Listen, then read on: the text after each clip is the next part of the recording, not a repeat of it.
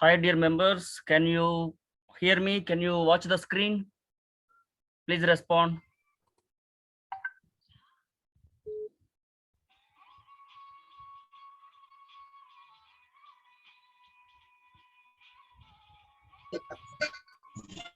I'm going to mute all participants.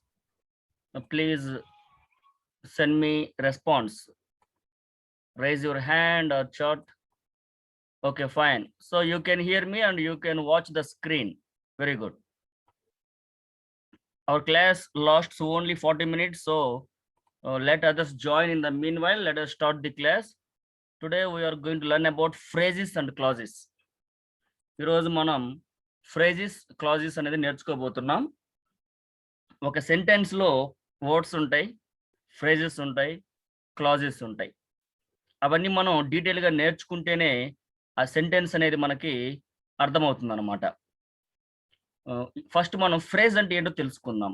A phrase is a group of words that express a concept that is used as a unit. అంటే ఇది ఒక unit of sentence. Simple గా చెప్పుకోవాలంటే a phrase is a group of words but it has no subject or verb on its own. అది simple definition అన్నమాట. What is a phrase? A group of words that forms a part of a sentence but doesn't contain a subject or verb on its own.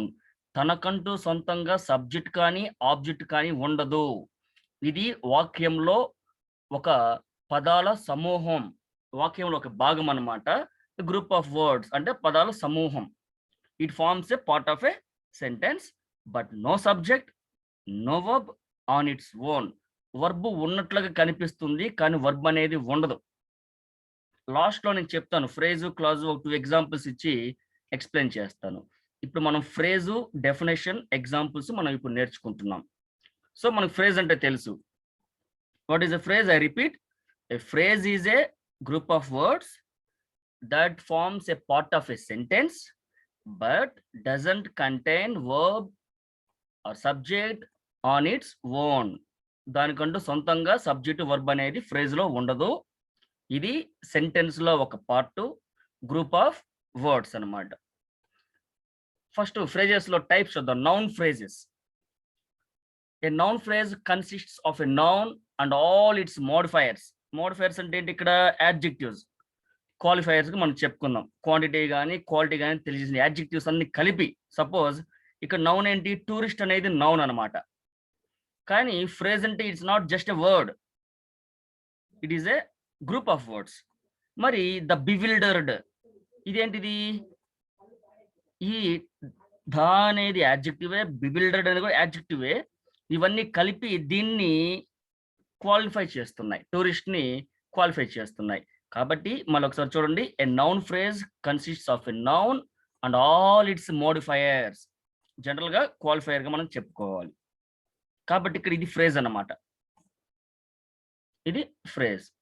దీన్ని మనం క్లాజ్గా మార్చొచ్చు. ఎలా? The tourist who was bewildered అప్పుడు clause అవుతుంది. కానీ అది ఇప్పుడు వద్దు, అది మనం తర్వాత చెప్పుకుందాం. సో ఇది noun phrase. The bewildered tourist. Bewildered అంటే కన్ఫ్యూజ్డ్ అనమాట, అతను పోయాడు. ఇప్పుడు అది నౌన్ ఎందుకు అయ్యింది అంటే మనకు తెలుసు. What is the function of a noun? It stands as a subject or object, right? Noun phrase కూడా అంతే. సబ్జెక్ట్గా కానీ ఆబ్జెక్ట్గా కానీ వర్బ్ యొక్క కాంప్లిమెంట్ కానీ నిలబడుతుంది. ఇప్పుడు చూడండి, who was lost? The bewildered tourist. అంతే. హూ అన్న క్వశ్చన్కి ఆన్సర్ వచ్చింది కాబట్టి అది subject. Next, the lost puppy. The puppy that was lost. A wet and stinky dog. ఇక్కడ నౌన్ కనిపిస్తోంది మనకి. A wet and stinky dog. ఆ ఫ్లూ క్లినిక్ అంటే ఏ క్లినిక్లో అయితే ఫ్లూని ట్రీట్ చేస్తారో దాన్ని. ఇక్కడ క్లినిక్ అనేది నౌన్ అనమాట. నెక్స్ట్ మనం టైప్స్ ఆఫ్ ఫ్రేజెస్ నేర్చుకుంటున్నాం. నౌన్ ఫ్రేజ్ ఎలా మారుతుందంటే దాన్ని మనం చెప్పుకుంటాం. ఎక్కడ చెప్పుకుంటాం అంటే క్లాజెస్లో, ఫంక్షన్ ఆఫ్ క్లాజెస్లో చెప్పుకుంటాం. నౌన్ ఫ్రేజ్ యొక్క ఫంక్షన్స్, నౌన్ క్లాజ్ యొక్క functions same. Next verb phrases అంటే రకాలు ఉంటాయి. నౌన్లో నౌనే వస్తుంది డైరెక్ట్గా. నౌన్తో పాటుగా దాంతో ఉన్నటువంటి యాడ్జెక్టివ్స్ అన్ని కలిపి మనం ఆ గ్రూప్ని నౌన్ ఫ్రేజ్గా తీసుకుంటాం. మరి వర్బ్ ఫ్రేజ్ ఎలా ఉంటుంది? He was waiting for the rain to stop. For the rain to stop అనేది ఇక్కడ మనం వర్బ్ ఫ్రేజ్గా తీసుకోవచ్చు. You have been sleeping for a long time.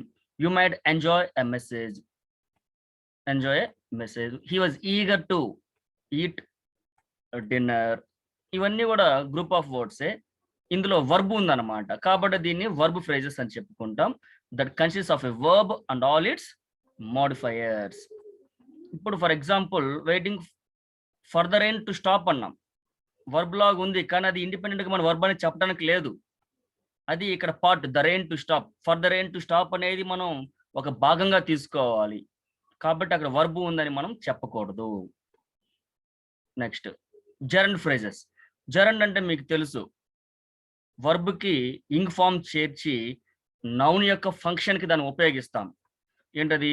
Smoking is injurious to health అంటాము. Drinking is a bad habit అంటాం. Running is a good exercise అంటాము. ఇక running అనేది సబ్జెక్ట్గా వాడాం కాబట్టి అది నౌన్.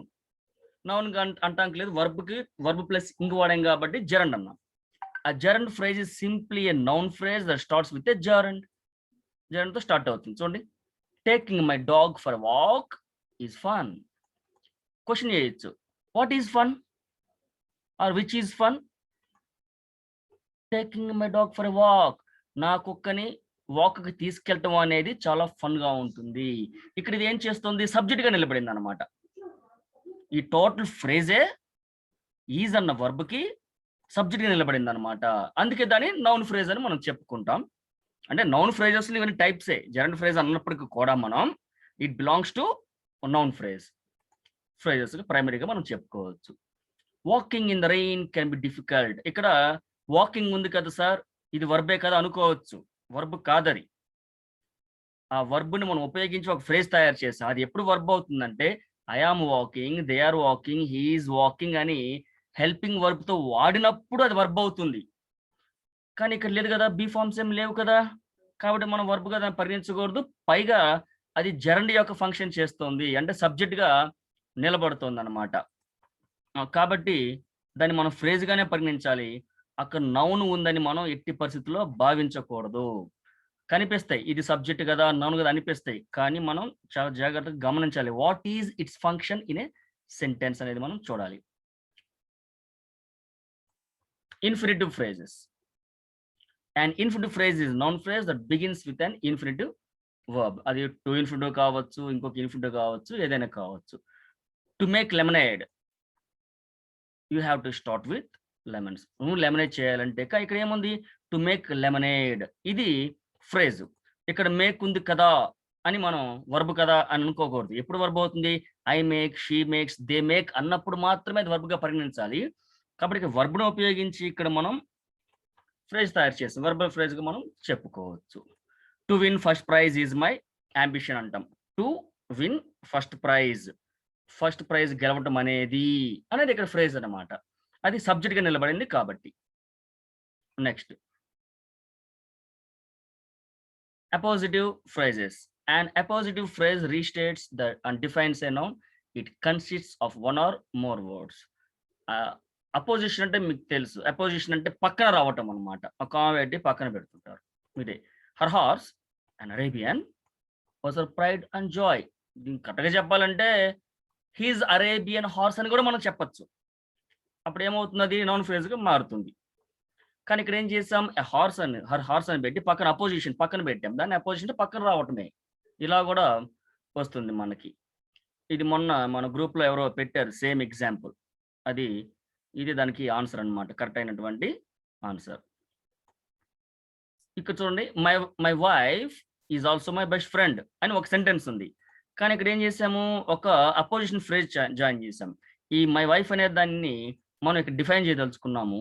అంటే కాబట్టి అపోజిషన్ పక్కన పెట్టాము. మై లవ్లీ వైఫ్ అనొచ్చు, మనం ఏమనొచ్చు?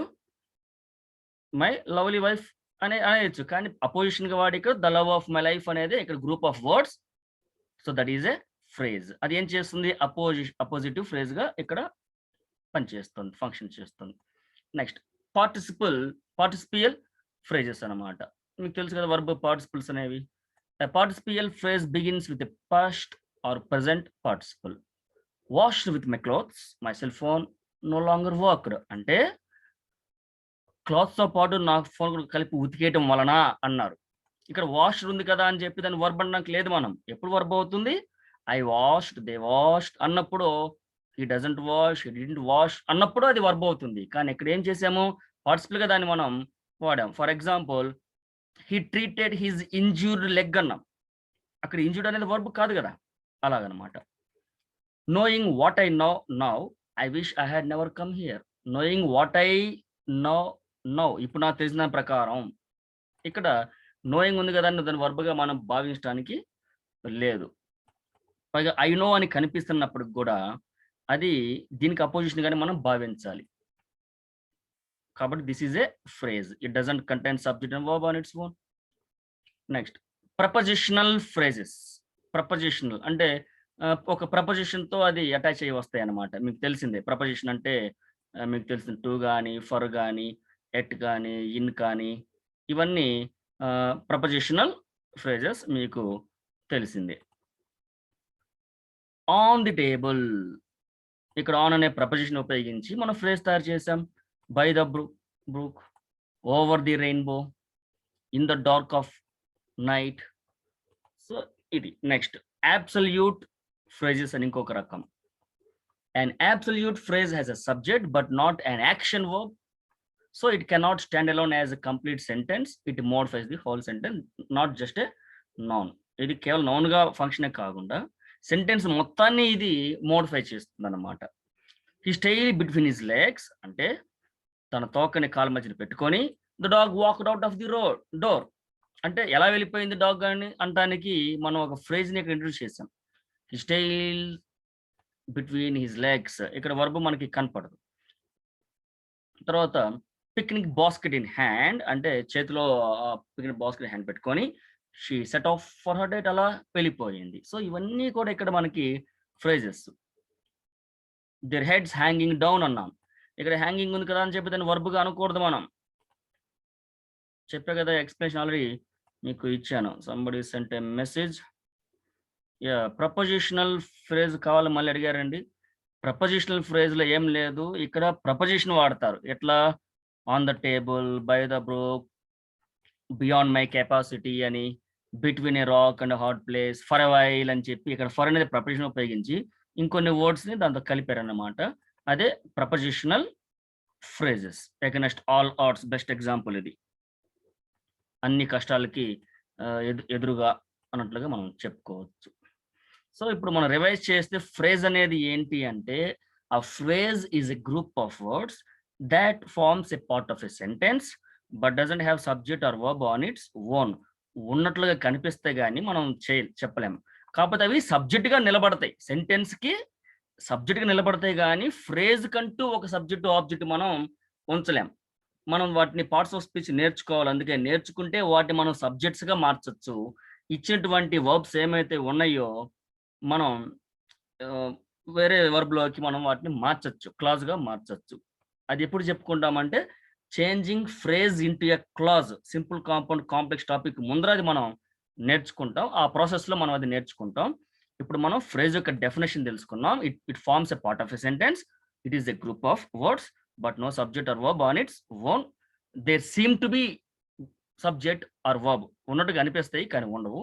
మళ్ళీ వాటిని మన క్లాజ్ లోకి మార్చేటప్పుడు అక్కడ ఉన్నటువంటి వాటిని బేస్ చేసుకొని మనం నౌన్స్ గా వర్బ్స్ గా మార్చుకుంటాం. So for example the lost puppy అన్నాం, the puppy that was lost అన్నాం, అప్పుడు అక్కడ వర్బ్ వచ్చేస్తుంది మనకి. సో ఫ్రేజ్ లో రకాలు తెలుసుకున్నాం. ఫంక్షన్స్ క్లాజెస్ లో చెప్తాను, ఎందుకంటే దీని యొక్క ఫంక్షన్ దాని యొక్క ఫంక్షన్ సేమ్ కాబట్టి. ఫ్రేజ్ లో టైప్స్ తెలుసుకున్నాం మనం. వర్బల్ ఫ్రేజెస్ కానీ, ప్రపోజిషనల్ ఫ్రేజెస్ కానీ, జెరన్ ఫ్రేజెస్ కానీ ఇవన్నీ కూడా మనం తెలుసుకున్నాం. ఇప్పుడు మనం క్లాజ్కి వెళ్తాం. మెయిన్ కావాల్సి నేర్చుకోవాల్సి మనం ఎక్కువగా క్లాజ్నే. ఎందుకంటే ఒక ఫ్రేజ్ ని క్లాజ్ గా మార్చాలంటే అసలు క్లాజ్ యొక్క కాంపోనెంట్స్ ఏంటో మనం తెలుసుకోవాలి.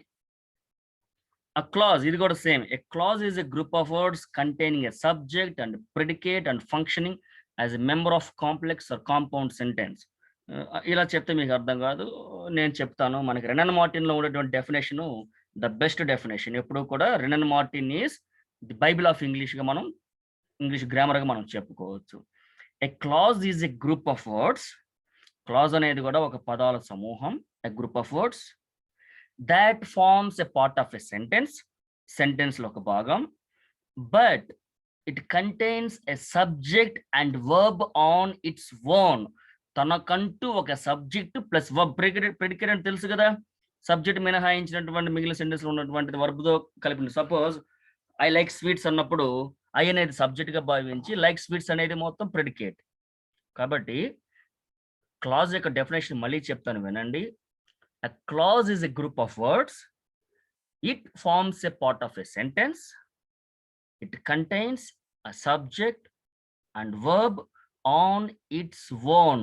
తనకంటూ సొంతంగా సబ్జెక్ట్ ఆబ్జెక్ట్ వర్బ్ ఉంటుంది. సబ్జెక్ట్ ఉందా లేదా ఎలా తెలుసుకోవాలంటే క్వశ్చన్ హూ ఆర్ విచ్ అన్న క్వశ్చన్ వేసామంటే సబ్జెక్ట్ వచ్చేస్తుంది మనకు బయటికి. సో క్లాజ్ యొక్క డెఫినేషన్ మనకు తెలిసింది. ఫ్రేజ్ క్లాజ్ కలిపి డెఫినేషన్ చెప్పుకుందాం. A phrase is a group of words, forms a part of a sentence, but no subject or verb on its own. But a clause is a group of words that forms a part of a sentence, but has its own subject and verb. ఇప్పుడు clause లో kinds of clauses లో 2 types ఉంటాయి. ఏంటంటే independent clause, dependent clause. First మనం dependent గురించి తెలుసుకున్న తర్వాత independent గురించి మనం తెలుసుకుందాం. డిపెండెంట్ క్లాజ్ అంటే ఏంటి? ఇక్కడ చాలా ఉన్నాయి. డెఫినేషన్ అవసరం లేదు మీకు. ఆ dependent clause depends on the other clause or another clause to complete the meaning. అంటే ఇది సొంతంగా మీనింగ్ ఇవ్వలేదు. ఇప్పుడు ఇండిపెండెంట్ క్లాజ్ అంటే తెలుసుకుందాం. And independent clause can stand alone and give complete meaning. మీకు ఇప్పుడు కూడా అర్థమై ఉండదు, ఇక్కడ చెప్తాను చూడండి. If it rains I won't come. ఇప్పుడు ఇక్కడ 2 క్లాజెస్ ఉన్నాయి మనకి. ఐ వోంట్ కమ్, నేను రాను. ఇఫ్ ఇట్ రెయిన్స్, వాన పడితే కనుక.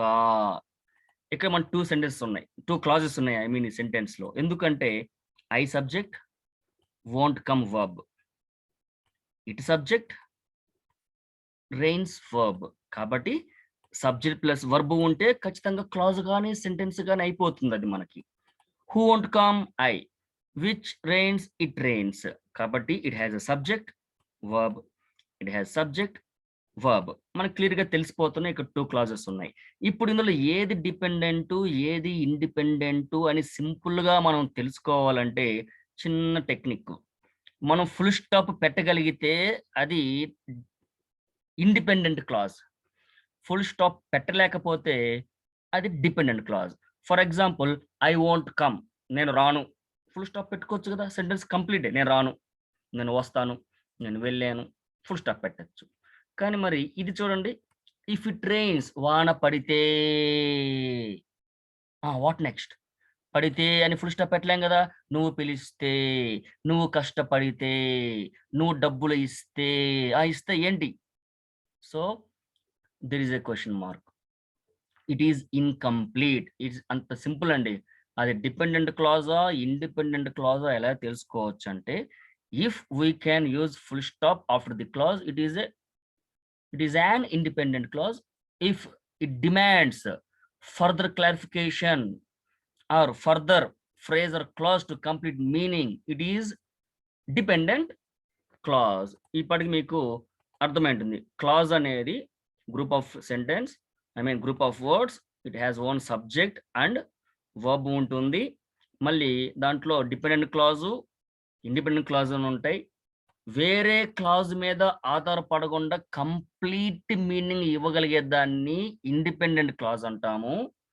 సబ్జెక్ట్ వర్బ్ ఉన్నప్పటికీ పూర్తి అర్థాన్ని ఇవ్వలేని దాన్ని, ఇంకొక దాని మీద ఆధారపడితే గాని లేదా మీనింగ్ పూర్తి చేయడానికి కానీ ఉండేది డిపెండెంట్ క్లాజ్ గా మనం చెప్పుకోవచ్చు. ఇక్కడ ఇంకొక ఎగ్జాంపుల్ చూద్దాం. When I was dating Diana, నేను డయానాతో డేటింగ్ చేస్తూ ఉన్నప్పుడు, చేసినప్పుడు, ఉన్నప్పుడు కాదు, చేసినప్పుడు. చేసినప్పుడు ఏంటి? సచ్చినావా, బతికినావా, బాగుపడిపోయావా, చెడిపోయావా? What next? Where is the answer? It is incomplete. I had an accident, నాకు ప్రమాదం జరిగింది. I had an accident can give complete meaning. నాకు యాక్సిడెంట్ జరిగింది, జరిగింది, ఫుల్ స్టాప్ పెట్టగలం. వెన్ ఐ వాజ్ డేటింగ్, ఇది యాక్చువల్‌గా వైల్ రావాలండి, ఇది రాంగ్ ఇది. నేను డయానాతో డేటింగ్ చేస్తూ ఉన్నప్పుడు, ఉన్నప్పుడు ఏమైంది? కంప్లీట్‌గా లేదు కదా! కాబట్టి అది డిపెండెంట్ ఇది. ఇది ఇండిపెండెంట్. ఇంకొకటి చూద్దాం. He is a very talented player though he is out of form. ఇది చూద్దాం. Though he is out of form. అతను ఫార్మ్‌లో లేకున్నప్పటికీ, అంటే మంచి ఊపులో, అతను ప్రస్తుతానికి అండర్ పెర్ఫార్మ్ చేస్తున్నాడు, సరిగ్గా పెర్ఫార్మ్ చేయలేకపోతుంది, దాన్ని ఫార్మ్ అంటారు. Though he is out of form, మంచి ఊపులో లేనప్పటికీ కూడా, లేనప్పటికీ, లేనప్పటికీ, సో ఇది ఇన్‌కంప్లీట్‌గా ఉంది. Dependent clause. He is a very talented player. అతను చాలా ప్రతిభావంతమైనటువంటి ఆటగాడు. ఫుల్ స్టాప్ పెట్టగలమా లేదా? అతను చాలా ప్రతిభావంతమైనటువంటి ఆటగాడు, ప్రతిభ గల ఆటగాడు. ఫుల్ స్టాప్ పెట్టొచ్చు మనం. So this is independent. ఇంకోటి చూద్దాం. హి డజంట్ నో, వాడికి తెలీదు, వాడికి తెలియదు. ఫుల్ స్టాప్ పెట్టగలం. వేర్ హి వాజ్ బోర్న్, ఎక్కడ పుట్టాడు అనేది, అతను ఎక్కడ పుట్టాడు అనేది తెలీదు. ఇక్కడ మనం తెలుసుకోవాలి. ఏం తెలుసుకోవాలి? హి డజంట్ నో వాట్, వాడికి ఏం తెలీదు. ఇక్కడ వేర్ హి వాజ్ బోర్న్ అనేది ఈ నో అనేటువంటి వర్బ్‌కి కాంప్లిమెంట్‌గా ఉందన్నమాట. Got it? Next. I hope my audio is audible. అందరికి my voice is audible, I hope. Any complaints? We are half way through. Half class అయిపోయింది. మనం క్లాజెస్ చెప్పుకుంటున్నాం ఇప్పుడు. ఓకే. No issue then. ఇప్పుడు మనం క్లాజ్ అంటే ఏంటో తెలుసుకున్నాము. క్లాజ్‌లో డిపెండెంట్ క్లాజ్ అంటే ఏంటి? ఇండిపెండెంట్ క్లాజ్ అంటే ఏంటో తెలుసుకున్నాం. ఇప్పుడు టైప్స్ ఆఫ్ క్లాజెస్‌లోకి వచ్చాం మనం. Types of clauses. Noun clause. First noun clause తెలుసుకుందాం. నౌన్ క్లాజ్ అంటే ఏంటి అంటే, it contains subject and verb, అది ముందే తెలుసు. క్లాజ్‌లో సబ్జెక్ట్, వర్బ్ ఉండాలని తెలుసు. కానీ నౌన్ క్లాజ్‌ని ఎందుకు అంటామంటే, నౌన్ చేసే యొక్క ఫంక్షన్ అది చేస్తుంది. నౌన్ యొక్క ఫంక్షన్ ఏంటి? సబ్జెక్ట్‌గా, subject or object or complement of a verb. ఒక వర్బ్‌కి సబ్జెక్ట్ గానో, ఆబ్జెక్ట్ గానో కాంప్లిమెంట్ అంటే అర్థం పూరించడానికి ఉపయోగించేదే నౌన్ క్లాజ్‌గా మనం చెప్పుకోవచ్చు. A noun clause is a dependent clause that acts as a noun. So noun clause ఎప్పుడు కూడా డిపెండెంట్‌గా ఉంటది. ఒక నౌన్ యొక్క పని చేస్తుంది. సబ్జెక్ట్ ఎలా నిలబడుతుందో చూద్దాం. What I had gotten was that I had a test today. ఇక్కడ వాస్ అనేది verb. Was that I had a test today. నాకు ఏదైతే వచ్చిందో అది టెస్ట్ అని. ఇక్కడ వాట్ హ్యాడ్ ఫర్గాటెన్ వాస్, అంటే నేను ఏదైతే మర్చిపోయానో అదే నేను టెస్ట్‌లో వచ్చిందని చెప్పదలుచుకున్నాడు. ఎలా చెప్పు? నేనేమొచ్చిందిరా ఎగ్జామ్‌లో? నేను ఏదైతే మర్చిపోయానో అదే. అదే అనేది ఇక్కడ subject, noun. So what is the subject here? What I had forgotten అనేది సబ్జెక్ట్ నిలబడింది. ఏదన్నా వర్డ్ గాని, ఫ్రేజ్ గాని, సబ్జెక్ట్‌గా గాని, ఆబ్జెక్ట్‌గా గాని, కాంప్లిమెంట్‌గా నిలబడితే దట్ ఈస్ ఎ నౌన్, అది మనకు తెలిసిందే. ఇప్పుడు ఒక డైరెక్ట్ ఆబ్జెక్ట్‌గా ఎలా నిలబడుతుందో చూద్దాం. ఆబ్జెక్ట్‌గా ఎలా నిలబడుతుందో మనం ఇప్పుడు చూద్దాం. You must choose which flavour of ice cream you want. You must choose what? I must choose what? నేను సెలెక్ట్ చేసుకోవాలి. Which flavour of ice cream you want? నీకు ఎలాంటి ఫ్లేవర్ ఐస్ క్రీమ్ కావాలో నువ్వు ఎంచుకోవాలి. ఏమి ఎంచుకోవాలి అన్నది. కాబట్టి ఇక్కడ వర్బ్, చూజ్ అనే వర్బ్‌కి ఇది ఆబ్జెక్ట్‌గా నిలబడింది. ఈ ఫ్రేజ్ మొత్తం చూజ్ అన్న వర్బ్‌కి ఆబ్జెక్ట్‌గా నిలబడింది. కాబట్టి దిస్ ఈజ్ ఎ నౌన్. ఎందుకు? It does the function of a noun. A noun can stand as a subject or a verb or complement. So ఇదేం చేస్తుంది, ఇండైరెక్ట్ ఆబ్జెక్ట్ నిలబడుతుంది కాబట్టి అది నౌన్ ఫ్రేజ్. డైరెక్ట్ ఆబ్జెక్ట్ కాబట్టి ఇండైరెక్ట్ ఆబ్జెక్ట్ ఎలా నిలబడుతుంది చూద్దాం. I will tell who ever will listen my frightening story. I will tell, ఎవరికి చెప్తావు? హూ ఎవర్ విల్ లిసన్, ఎవరంటే వాళ్ళకి చెప్తాను. సో ఇక్కడ ఇది ఇండైరెక్ట్ ఆబ్జెక్ట్ నిలబడుతుంది కాబట్టి this is also a noun phrase. ఒక ప్రపోజిషన్కి కూడా ఆబ్జెక్ట్గా నిలబడుతుంది. ఎలా? Yossi is not interested in whatever Kyle says. In అనేటువంటి ప్రపోజిషన్ ఉంది కదా, ఇన్ అనే ప్రపోజిషన్కి ఇది ఆబ్జెక్ట్ నిలబడింది. ఇది ఇంకా బాగా మీకు అర్థం అవ్వాలంటే ఇది చూడండి. Listen to what I say. Listen to what I say. somebody has a doubt, I come to that. ఇక్కడ టు అనేది ప్రపోజిషన్ ఉంది కదా, లిసన్ టు దేని వినాలి? వాట్ ఐ సే, నేను ఏం చెప్తున్నావు దాన్ని విను. ఇక్కడ వాట్ ఐ సే అనేది కూడా టు అనే ప్రపోజిషన్కి ఆబ్జెక్ట్ నిలబడింది కాబట్టి this is a noun phrase.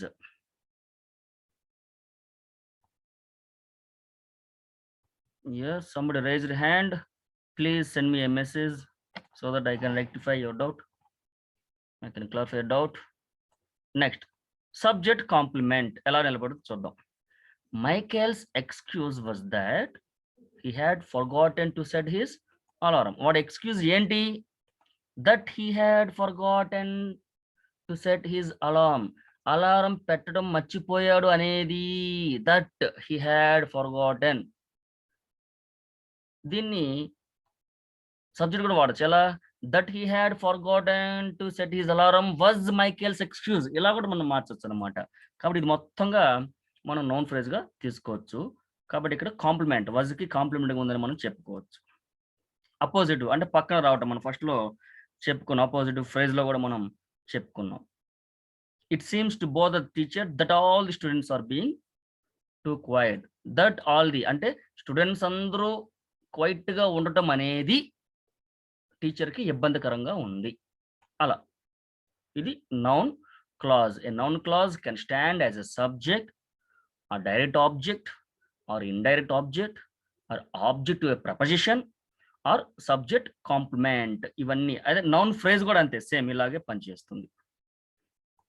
ఇది చూడండి, ఇక్కడ ఇది verb dwelt it. Who dwelt it? ఎవరు దీన్ని డీల్ చేశారు? Who ever smelt it. ఎవరైతే వాసన చూసారో వాళ్ళు డీల్ చేశారు.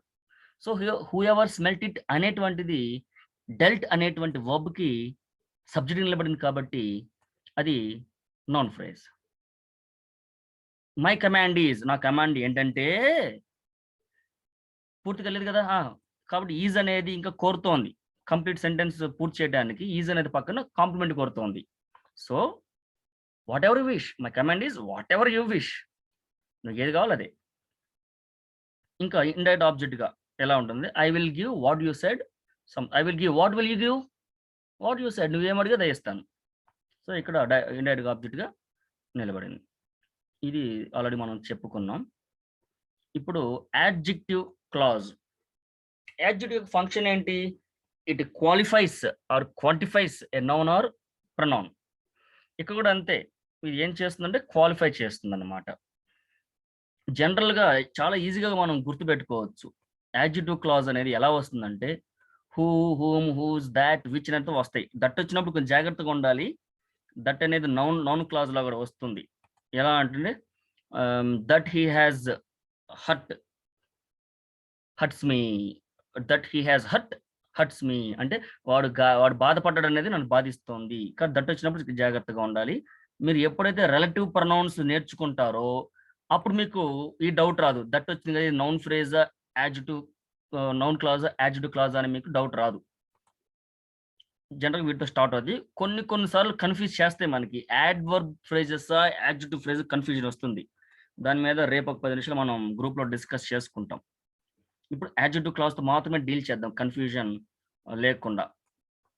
ఇది చూడండి, pizza is not very healthy. ఏంటి ఇక్కడ? Pizza is not very healthy. Pizza అనేది అంత ఆరోగ్యకరమైనది కాదు. మరి ఇదేంటిది ఇక్కడ? Which most people love pizza, which most people love pizza. ఏదైతే చాలా మంది ఇష్టపడుతుంటారో అది ఈజ్ నాట్ వెరీ హెల్తీ. అది మంచిది కాదు. ఇక్కడ విచ్ మోస్ట్ పీపుల్ అనేది సబ్జెక్ట్, లవ్ అనేది verb. So it is a clause. దీనికి సబ్జెక్ట్ వర్బ్ క్లాజ్ అయిపోయింది. ఏ క్లాజ్ అయింది? విచ్ మోస్ట్ పీపుల్ లవ్ అనేది దేని గురించి చెప్తుంది? పిజ్జా గురించి. సో పిజ్జా అనేది ఏంటి? నౌన్.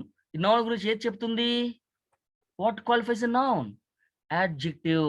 సో ఈ క్లాజు ఇది మన క్లాజ్ మనం ఆల్రెడీ తెలుస్తుంది. మనకి ఆల్రెడీ చెప్పాను. సబ్జెక్ట్ ప్లస్ వర్బ్ ఉంది కాబట్టి క్లాజు. ఏం క్లాజు? ఇది ఏం చేస్తుంది? పిజ్జా అనేటువంటి నౌన్ ని క్వాలిఫై చేస్తుంది కాబట్టి ఇది adjective clause. So what is the function of an adjective? It qualifies or quantifies a noun or pronoun. ఇది చూద్దాం. Those people are on the list. Those people will come to camp. వాళ్ళందరూ క్యాంప్కి వస్తారు. ఎవరందరూ? Whose names are on the list. ఎవరి పేర్లు అయితే list లో ఉన్నాయో వాళ్ళంతా. ఇక్కడ దోస్ పీపుల్ అనేది నౌన్ మనకి ఇక్కడ. ఇదేం చేస్తోంది? ఏ మనుషుల పేర్లు అయితే లిస్ట్ లో ఉన్నాయో వాళ్ళంతా వస్తారు. సో హియర్ హూజ్ నేమ్స్ అనేది సబ్జెక్ట్, ఆర్ అనేది verb. So it is a clause. ఇది దేని గురించి చెప్తోంది? పీపుల్ గురించి. ఏ పీపుల్ గురించి? ఎవరెవరి పేర్లు అయితే లిస్ట్ లో ఉన్నాయో ఆ జనమంతా. ఏ జనమంతా? కాబట్టి మీకు అది యాడ్జెక్టివ్ క్లాజ్ అని మీకు అర్థమైపోవాలి వెంటనే. ఇంకోటి చూద్దాం. Students get good grades. Students మంచి గ్రేడ్స్ తెచ్చుకుంటారు. ఏ స్టూడెంట్స్? Who are intelligent. ఎవరైతే తెలివైన వాళ్ళో ఆ స్టూడెంట్స్. ఇది ఏం చేస్తోంది? హూ ఆర్ ఇంటెలిజెంట్ అనేది ఈ స్టూడెంట్స్ ని క్వాలిఫై చేస్తోంది. అందరికి వస్తే రావు. ఎవరైతే తెలివిగా ఉంటారో వాళ్ళకి గుడ్ గ్రేడ్స్ వస్తాయి అని చెప్పి ఇది స్టూడెంట్స్ ని క్వాలిఫై చేస్తుంది. కాబట్టి this is an adjective clause. మీకు అర్థమైపోయింది. యాడ్జెక్టివ్ యొక్క ఫంక్షన్ అది చేస్తుంది. కాబట్టి that is an adjective clause. మనకి ఇక్కడ 10 minutes టైం ఉందండి. 7 minutes టైం. కాబట్టి యాడ్వర్బ్ క్లాజ్కి వెళ్దాం మనం. యాడ్వర్బ్ క్లాజ్ మీద మనం ఒక క్లాసే చెప్పుకోవాలి. ఎందుకంటే క్లాజెస్ లో ఎక్కువగా వచ్చేది యాడ్వర్బ్ క్లాజెస్. ఇక్కడ మనం బ్రీఫ్ గా చెప్పుకుందాము. డీటెయిల్ గా మనకు చాలా టైం ఉంది. ఖచ్చితంగా చెప్పుకుంటాము. మనం ఆల్రెడీ వీడియో చేశాను అనుకుంటా. ఒక జూమ్ సెషన్ యూట్యూబ్ లో ఉంది. క్లాజెస్ మీద ఒకటి చేశాను. అప్పుడు చాలా మంది మిస్ అయ్యారు. లైవ్ గా చెప్పుకుందాం. ఇప్పుడు చెప్పుకుంటున్నాము.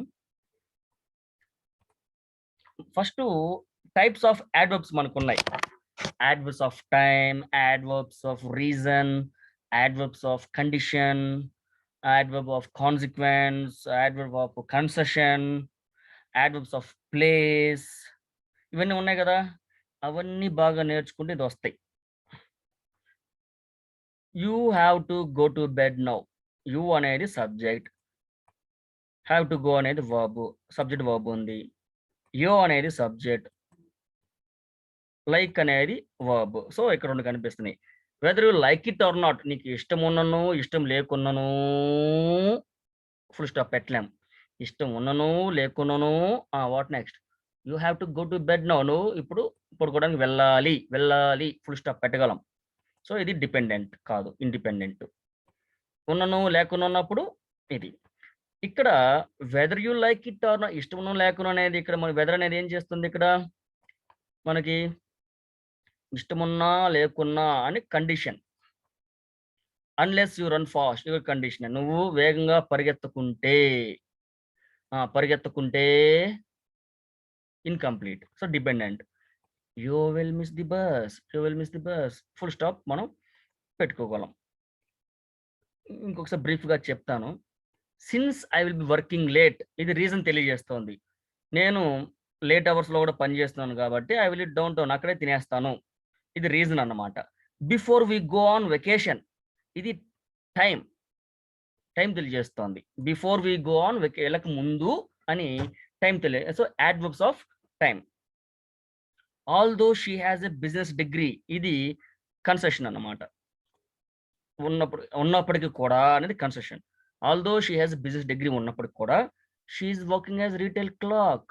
She is working as a retail clerk అంటే ఆవిడకి బిజినెస్ డిగ్రీ ఉన్నప్పటికీ కూడా ఒక క్లాక్ లా పనిచేస్తోంది.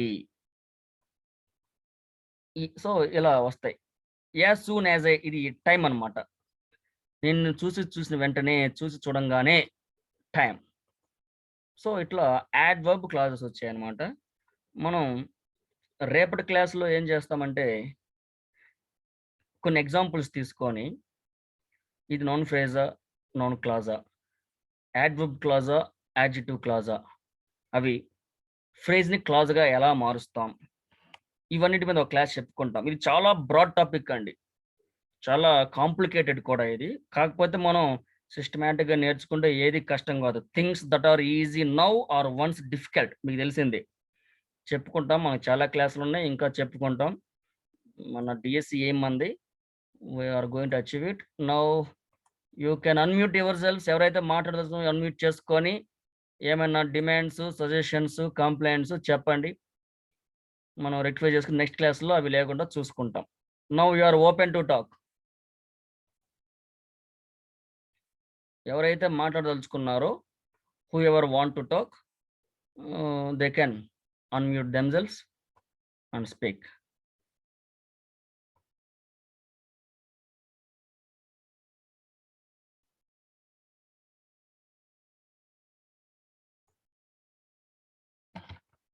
Yes, any suggestions?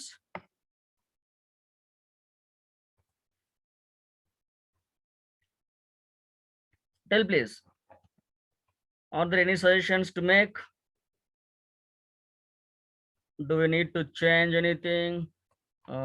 Class 7 speed అయిందా, స్లో అయిందా, ఎక్స్ప్లెనేషన్ బాగా ఉందా లేదా చెప్తేనే మన ఫీడ్బ్యాక్ ఉంటేనే మనం నెక్స్ట్ టైం దాన్ని రెక్టిఫై చేసుకుంటాం.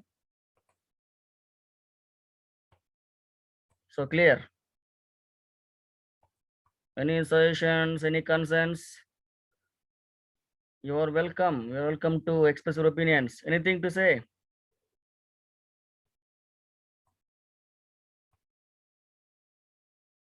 Okay. Now I change the settings. Allow participants to unmute themselves. ఎవరైనా మాట్లాడదలుచుకుంటే చెప్పచ్చండి. If you want to speak, you can speak, unmute and speak. We have 2 minutes time. Just 2 minutes.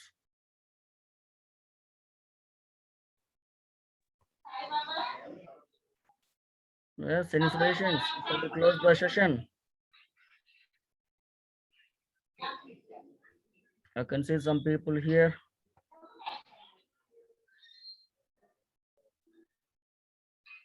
Lokesh sir, are you online?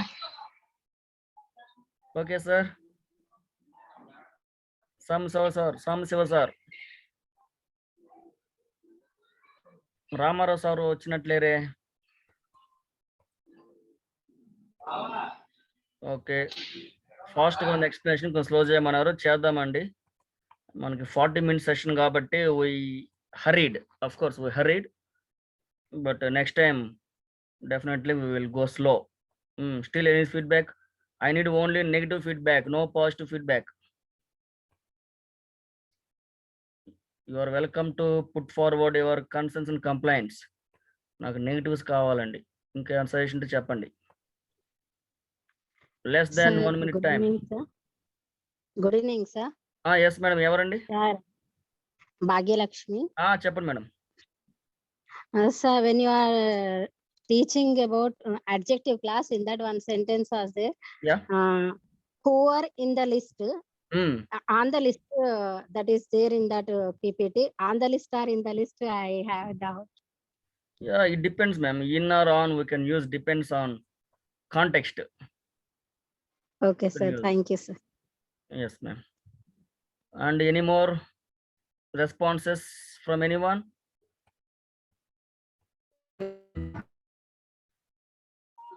Hello sir.